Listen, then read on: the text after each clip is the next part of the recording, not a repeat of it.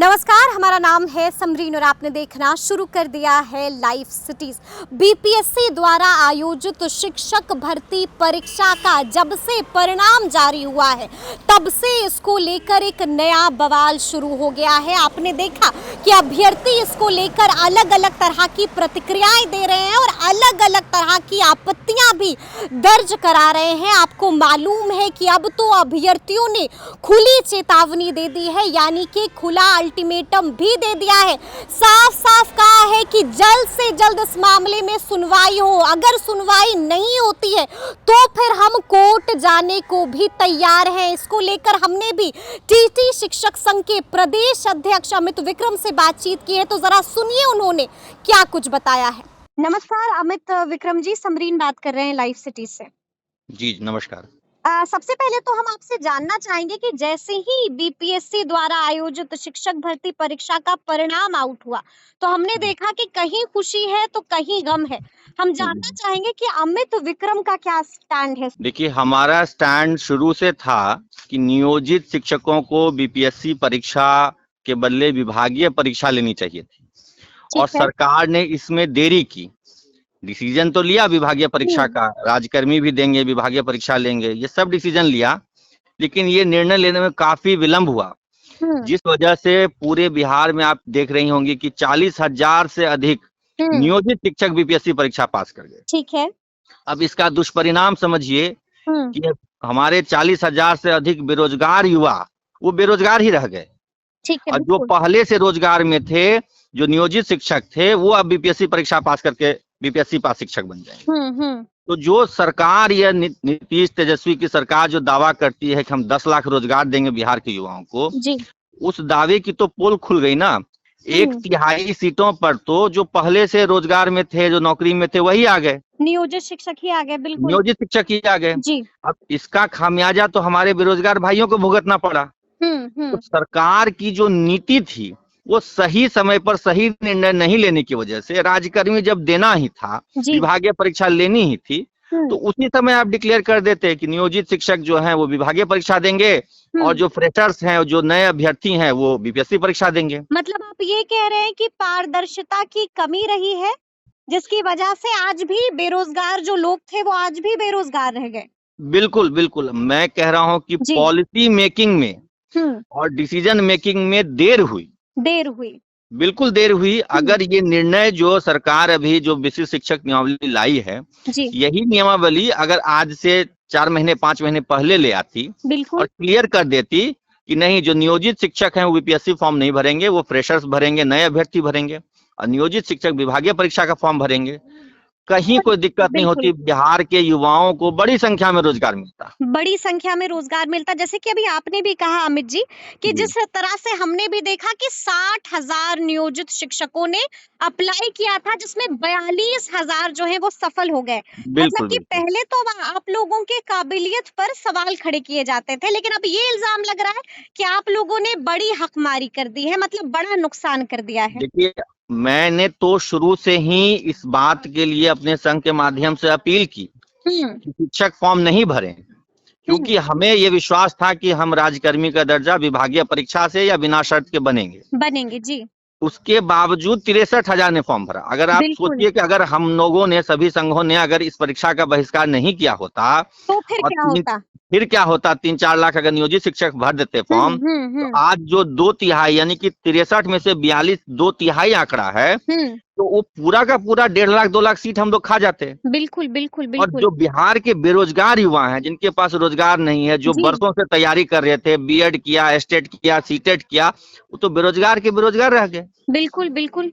तो प्रश्न चिन्ह जो हमारे योग्यता पे खड़े कर रहे थे, चाहे सरकार कर रहे थे या कुछ अभ्यर्थी लोगों से भी, जब उस वक्त मैं कहता था कि नहीं ये प्रक्रिया हमें मंजूर नहीं है, तो वो लोग चुनौती देते थे कि आप में योग्यता है तो आप परीक्षा निकाल, आप डर रहे होंगे, डर रहे हैं। हम लोग बार बार कहते थे कि हम डर नहीं रहे हैं, हम अपने छोटे भाई बहनों की नौकरी को बचाना चाहते हैं, हम उनकी नौकरी नहीं खाना चाहते हैं, और आज उसी का परिणाम सामने आया है।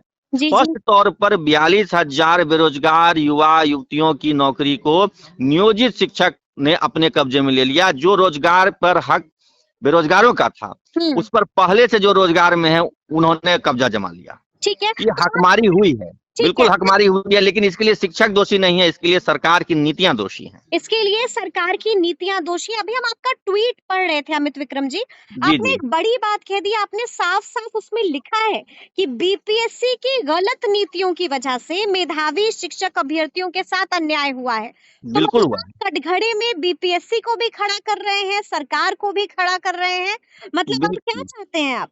देखिए, जो मैंने ट्वीट किया है एकदम यथार्थपरक ट्वीट है, फैक्चुअल बात मैंने उसमें लिखी है। इन्होंने जो एडवर्टीजमेंट निकाला उसमें कहा कि एक व्यक्ति का एक ही श्रेणी में रिजल्ट आएगा, यानी कि अगर +2 में आ गया, वन कैंडिडेट वन रिजल्ट, यानी कि +2 में आ गया तो हाई स्कूल में नहीं आएगा। और अभी हम लोग क्या देख रहे हैं, अधिकांशतः हाई स्कूल में उन्हीं का रिजल्ट आ रहा है जो ऑलरेडी +2 में हो चुका है, जिनका जो काउंसलिंग करा चुके हैं, डॉक्यूमेंट वेरिफिकेशन करा चुके हैं। बिल्कुल। तो इनको इतनी हड़बड़ी में और इतनी मतलब व्याकुलता में काउंसलिंग नहीं करना चाहते। ये काउंसलिंग का रिपोर्ट ले लेते कि 9 से 11 से 12 में किन किन ने काउंसलिंग करा ली है, उनका रिजल्ट ये कैंसिल करके एक फ्रेश देते, जो फ्रेश कैंडिडेट्स होते, वन कैंडिडेट वन रिजल्ट की पॉलिसी का पालन करते। और दूसरा देखिए, कई जिलों में ये सामने आ रहा है कि डॉक्यूमेंट वेरिफिकेशन में प्राइमरी में ऐसे लोग पास कर गए हैं जो बीएड डिग्री रखते हैं। बिल्कुल बिल्कुल बिल्कुल, बिल्कुल ये बातें सभी जिलों से आ रही हैं। बिल्कुल, तो आश्चर्य की बात है ना, वो काउंसलिंग के लिए जा रहे हैं तो उनको फिर लौटा दिया जा रहा है, कहा जा रहा है कि किसी गलती के वजह से उनका रिजल्ट जारी हुआ था। गलती किसकी गलती है, ये भी तो स्पष्ट होना चाहिए। गलती तो बीपीएससी की है, बीपीएससी ने रिजल्ट जारी किया। वो हड़बड़ी में कनपट्टी में सिंदूर देने वाली कहावत सच हो गई। हड़बड़ी में कनपट्टी में सिंदूर देने वाली, बिल्कुल बिल्कुल ग्रामीण कहावत है, और मैं गांव में पला बढ़ा हूं तो ग्रामीण कहावत एकदम सटीक बैठ रहा है कि हड़बड़ी में बीपीएससी ने कनपट्टी में सिंदूर दे दिया जो सिंदूर मांग में पड़ना चाहिए था। अच्छा। जो रिजल्ट डीएलएड वालों का होना चाहिए था वो बीएड वालों का दे दिया। और बीएड वाले भी तो शिक्षक बनेंगे नहीं, उनको तो डॉक्यूमेंट वेरिफिकेशन से लौटा दिया जा रहा है। बिल्कुल बिल्कुल बिल्कुल। ये तो सारी कह रहे हैं कि बीपीएससी से हड़बड़ी में बड़ी गड़बड़ी हो गई है, बहुत बड़ी गड़बड़ी हुई है। वन कैंडिडेट वन रिजल्ट का पालन नहीं किया गया है। प्राइमरी में बीएड वालों का रिजल्ट दिया गया है। और जो इन्होंने अभी कंप्यूटर साइंस के बहुत सारे अभ्यर्थी फोन करके मैसेज करके शिकायत कर रहे हैं कि कंप्यूटर साइंस में जो डॉक्यूमेंट वेरिफिकेशन कराया गया था, जो क्राइटेरिया तय किया गया था, उन क्राइटेरिया का पालन नहीं किया गया। जो एस्टेट 2019 को आधार बना करके बीपीएससी ली गई थी, उसके बदले जो एस्टेट 23 में पास हैं उनका भी रिजल्ट दे दिया गया, ना सिर्फ कंप्यूटर साइंस में बल्कि अन्य विषयों में भी। और कल बिहार बोर्ड ने प्रेस विज्ञप्ति भी जारी की थी कि एस्टेट 2023 में जो पास है उनका भी डॉक्यूमेंट वेरिफिकेशन वैलिड माना जाएगा। तो ये तो विज्ञप्ति के खिलाफ बात है। विज्ञप्ति में स्पष्ट था कि एस्टेट वो उत्तीर्ण होने चाहिए, अपीयरिंग को मौका देने की कोई बात नहीं थी, क्योंकि जब बीपीएससी का फॉर्म निकला था उसमें तो एस्टेट होने की कोई बात ही नहीं थी। हड़बड़ी में एस्टेट लिया गया। तो कहीं ना कहीं बीपीएससी, शिक्षा विभाग, बिहार बोर्ड सबकी मिली भगत है, इस पूरी प्रक्रिया को उलझाया गया है। और मुझे डर है जो जिन अभ्यर्थियों का नहीं हुआ है वो अभ्यर्थी अगर इन सब चीजों के खिलाफ कोर्ट चले गए तो मामला फिर कहीं ना कहीं उलझ के न रह जाए। जो हमेशा ऐसा शक लग रहा है कि ये अभ्यर्थी जो है निराश होकर हार मानकर कोर्ट भी जा सकते हैं, और जब कोर्ट चले गए तो मतलब रिजल्ट पर भी स्टे लग सकता है, रोक लग सकती है और दोबारा से जारी करना पड़ सकता है बीपीएससी। बिल्कुल, आप स्पष्ट समझिए ना कि एस्टेट 2023 के आधार पर डॉक्यूमेंट वेरिफिकेशन अवैध है। बिल्कुल जी। एस्टेट 2023 के आधार पे जो अपने आप को बीपीएससी की काउंसलिंग में उपस्थित किए हैं उनकी नौकरी पर हमेशा खतरा मंडराएगा। उनकी एलिजिबिलिटी ही संदेह के घेरे में है। तो जो अभ्यर्थी पास नहीं हुए हैं वो लगातार इन बातों को उठा रहे हैं। बीपीएससी के सामने भी धरना प्रदर्शन चल रहा है, सोशल मीडिया पे भी बातें उठ रही हैं, और वो लोग तैयारी में, हमारी उनसे बात हो रही है और वो लोग लगातार कह रहे हैं कि नहीं, अगर जल्दी नहीं सुना तो जैसे ही कोर्ट खुलेगा हम लोग कोर्ट के दरवाजे खटखटाएंगे। मतलब कि दुर्गा पूजा के बाद, छुट्टियों के बाद जैसे ही कोर्ट खुलेगा अगर नहीं सुनवाई हुई तो मतलब सारे अभ्यर्थी अब तैयार हैं कोर्ट के। बिल्कुल बिल्कुल, जिनका नहीं हुआ है वो कोर्ट जाने की तैयारी में है, जिनका 1-2 मार्क्स मिस हुआ। अच्छा, और आप देखिए बीपीएससी ने कोई कैटेगरी वाइज कट ऑफ नहीं जारी किया। बिल्कुल बिल्कुल जी। ना ही किसी को रिजल्ट कार्ड दिया। अगर बीपीएससी परीक्षा मैंने दी तो मेरा कितना मार्क्स आया मुझे जानने का हक है ना। बिल्कुल जी। या जो अभ्यर्थी सेलेक्ट हुए हैं उनको जानने का हक है ना कि उनको कितना मार्क्स आया। तो ये सब भी नहीं बताया जा रहा है। ऐसे कई अभ्यर्थी खुल के मीडिया के सामने आ रहे हैं जो कह रहे हैं कि मेरा मार्क्स ज्यादा है और मेरे से कम मार्क्स वालों का हो गया है जी। अब बीपीएससी तर्क दे रही है डॉक्यूमेंट वेरिफिकेशन वो नहीं सही से करा पाए, डॉक्यूमेंट वेरिफिकेशन नहीं करा पाए। तर्क तो ये भी दिया जा रहा है कि भाषा में आप फेल हो गए होंगे, मतलब तो जवाब दिए जा रहे हैं। ये चीज तो स्कोर कार्ड मिलने के बाद ही पता चलेगा ना कि भाषा में फेल हुए कि नहीं हुए। जितने अभ्यर्थियों ने परीक्षा दी उन सबको स्कोर कार्ड मिलना चाहिए। बिल्कुल, स्कोर कार्ड में वो देखेंगे पानी का पानी हो जो कट ऑफ है कैटेगरी वाइज सभी श्रेणी में प्राइमरी से लेकर +2 तक है वो जारी होना चाहिए। ठीक है, तो पारदर्शिता की कमी है वो संदेह खड़े कर रही है, सवाल खड़े कर रही है और आने वाले समय में ये एक बड़ी परेशानी का सबब बन सकता है। ठीक है, एक आखिरी सवाल आपसे पूछना चाहेंगे अमित जी कि अब क्या, मतलब आपकी तो मांग कई है, अब आपको क्या लगता है कि क्या सुनवाई होगी इन मांगों पर, और अगर सुनवाई नहीं होती है तो फिर क्या हो सकता है? देखिए मुझे तो ये लगता है कि सरकार को सुनवाई, विभाग को और आयोग को सुनवाई करनी चाहिए, क्योंकि नहीं सुनवाई करने से इन्होंने जो धांधली की है, जो अपारदर्शिता अपनाई है, जो धांधली है ना, आप ये बिल्कुल धांधली है। आपने कैसे प्राइमरी में बीएड का रिजल्ट दे दिया, ये तो सरासर धांधली है। आपने कैसे एक ऐसे व्यक्ति का रिजल्ट दे दिया जो स्टेट 19 तक में नहीं पास किया है, 23 में पास किया, उसको आप कह रहे हैं कि डॉक्यूमेंट वेरिफिकेशन में वो वैलिड है, कैसे वैलिड हो जाएगा? भूल भी हो सकती है, लगातार कहा जा रहा है कोई मानवीय भूल हो गई होगी। ये मानवीय भूल कैसे होगी कि स्टेट 23 के बहाली 23 की जो परीक्षा हुई उसके रिजल्ट को आप डॉक्यूमेंट वेरिफिकेशन के लिए वैलिड बता रहे हैं? मतलब ये मानवीय भूल नहीं है, ये धांधली है, बड़ी धांधली है। जो एडवर्टीजमेंट का शर्त था, जिस डेट तक परीक्षा का रिजल्ट आना था, प्रकाशित होना था, उसी के आधार पे फॉर्म भरा गया।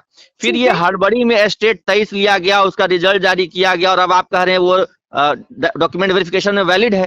ये तो धांधली है ना। ये तो आपकी परीक्षा के शर्तों में नहीं था कि हाँ स्टेट एक आयोजित होगी, उसमें जो पास होंगे, यही बात होती तो हो सकता है और कई हजार अभ्यर्थी फॉर्म भरे रहते बीपीएससी का। बिल्कुल। तो अब आगे क्या, अब आगे क्या लगता है आपको? आगे मेरा ये स्पष्ट मानना है कि दुर्गा पूजा के बाद जैसे ही कोर्ट खुलेगा, दर्जन भर याचिकाएं कोर्ट में जाएंगी और सभी दर्जन भर याचिकाएं अलग अलग कोटि, अलग अलग श्रेणी और अलग अलग मुद्दों को लेकर कोर्ट जाती है। तैयारी शुरू है, जो अभ्यर्थी हैं वकीलों के पास पहुंच रहे हैं, अपनी बात रख रहे हैं। बस दुर्गा पूजा के बाद कोर्ट खुलने की तैयारी है। दर्जनों केस फाइल होंगे जहां पे कि जिनका मार्क्स ज्यादा है उनको डॉक्यूमेंट वेरिफिकेशन के नाम पे छांटा गया है, वो भी गलत है। आप उसको मौका देते, आप उसको बताइए उसका डॉक्यूमेंट कौन सा मिसिंग है, कौन सा गलत है। बिल्कुल बिल्कुल। आपने उसको बताया भी नहीं, सीधे कह रहे हैं डॉक्यूमेंट वेरिफिकेशन में हमने 10,000 को छांट दिया। कारण तो आप बताएंगे ना क्यों छांटा भाई, कहाँ डॉक्यूमेंट वेरिफिकेशन गलती है? कह रहे हैं कि अगर जल्द से जल्द सुनवाई नहीं हुई तो फिर कोर्ट का दरवाजा खटखटाया जाएगा, जरा भी देर नहीं की जाएगी इसमें। बिल्कुल बिल्कुल। चलिए, बहुत बहुत शुक्रिया अमित जी बात करने के लिए।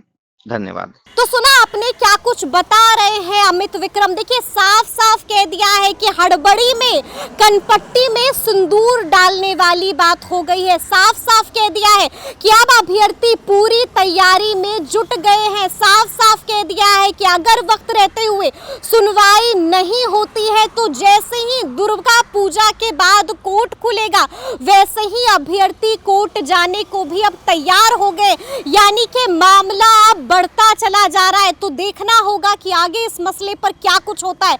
लेकिन इस तरह के तमाम अपडेट्स के लिए ऐसे ही हमारे साथ बने रहिएगा और देखते रहिएगा लाइव सिटी। शुक्रिया।